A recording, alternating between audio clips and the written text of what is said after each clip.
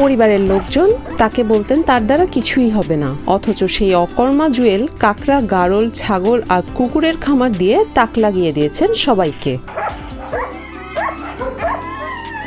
তার খামারের সব কুকুরই বিদেশি।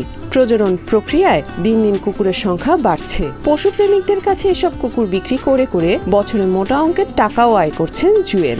বিভিন্ন জায়গা থেকে মানুষ আসে আর তারা এই কুকুরের সাথে সময় পার করতে মজা পায় এবং তারা খুব পছন্দ করে।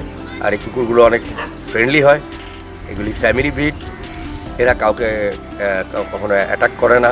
মেয়েকে কোলে নিয়ে ঘুরে দেখাচ্ছেন খামার, পরিচিত করাচ্ছেন ছাগলের সাথে। আবার আরেক দিকে অনেক বিদেশি কুকুর এসে ঘিরে ধরছে জুয়েলকে, করছে নানা আবদার। এভাবেই পশুদের সাথে সময় কাটিয়ে আনন্দে দিন কাটছে জুয়েলের। সাতক্ষীরার শ্যামনগর উপজেলার বুড়িগোয়ালিনী গ্রামের বাসিন্দা শহীদুল ইসলাম জুয়েল খোলপেটুয়া নদীর ভাঙন পয়েন্টের পাশেই গড়ে তুলেছেন অ্যাকোয়াম্যাক্স নামের এই ফার্ম। 2015 সালে তার মূল ব্যবসা শুরু হয় কাঁকড়া চাষ দিয়ে। বিশ্বের বিভিন্ন দেশে তিনি এই কাঁকড়া রপ্তানি করেন। 2019 সালে শখের বশে একটি সাইবেরিয়ান হাস্কি জাতের কুকুর পুষেছিলেন। সেই থেকে শুরু করেন কুকুরের ব্যবসা। এখন পর্যন্ত তিনি 25টি কুকুর বিক্রি করেছেন। এগুলো লাভজনক হওয়ায় সেই লাভের টাকায় পালন করছেন বেইজিং হাঁস ও ভেড়া। বড় ভাই গালিব ভাই, উনি মারা গেছেন, উনিও কুকুরের ব্যবসা করতেন খুলনা। উনি বললেন যে যেহেতু তুমি সাইবেরিয়ান হাস্কি বড় দেশের কুকুর, তুমি এটাকে পোষা শিখে গেছো, তো তোমার এখন উচিত ফার্মিংয়ে যাও। সেটা উনি আমার ইন্সপায়ার করে।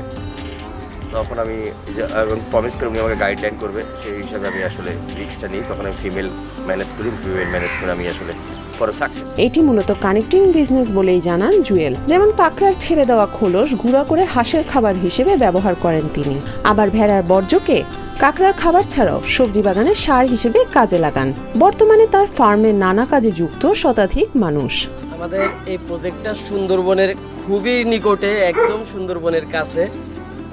আমাদের এখানে বেশিরভাগ বিদেশি কুকুর সব, এবং এরা এতটাই ফ্রেন্ডলি, এরা যদি চোরও আসে তাকেও যেন এরা একটু আদর করতে চায়, তার কাছে ঘেঁষতে চায়। ব্যতিক্রমী অথচ লাভজনক এরকম ব্যবসা শুরু করতে পারলে দেশের বেকার যুবকরা ঘুরে দাঁড়াতে পারবে বলে মনে করেন জুয়েল। তার সাফল্যে অনুপ্রাণিত হয়ে এখন অনেক যুবকই উদ্যোক্তা হওয়ার স্বপ্ন দেখছেন।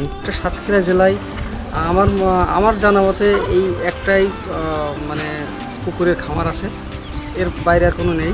এখানে বিভিন্ন লোকজন দেশ থেকে বিদেশ থেকে বিভিন্ন লোকজন আসলে এটা দেখতে আসে। জুয়েলের এই উদ্যোগে অর্থনৈতিক অবস্থার ব্যাপক উন্নতি হয়েছে অনেকেরই। সবাইকে এরকম উদ্যোগ নিয়ে এগিয়ে যাওয়ার আহ্বান জানান সাতক্ষীরা প্রাণী সম্পদ অফিসের ভেটেরিনারি অফিসার বিপ্লবজিৎ কর্মকার। সে দীর্ঘদিন বিদেশে অবস্থান করছিলেন। অবস্থানকালীন উনি কুকুরের উপর এই অ্যানিম্যাল পালনের উপরে উনি প্রশিক্ষণ নিয়েছেন। প্রশিক্ষণ নিয়ে উনি স্বাবলম্বী হতে চান এবং ওনার সহধর্মিণীও বিদেশিনী, এবং ওনার এই প্রাণী সম্পদের এই কুকুর, ভেড়া এবং ছাগলের পাশাপাশি ওনার একটা কাঁকড়ার ঘের আছে এবং সে ভালো একজন উদ্যোক্তা।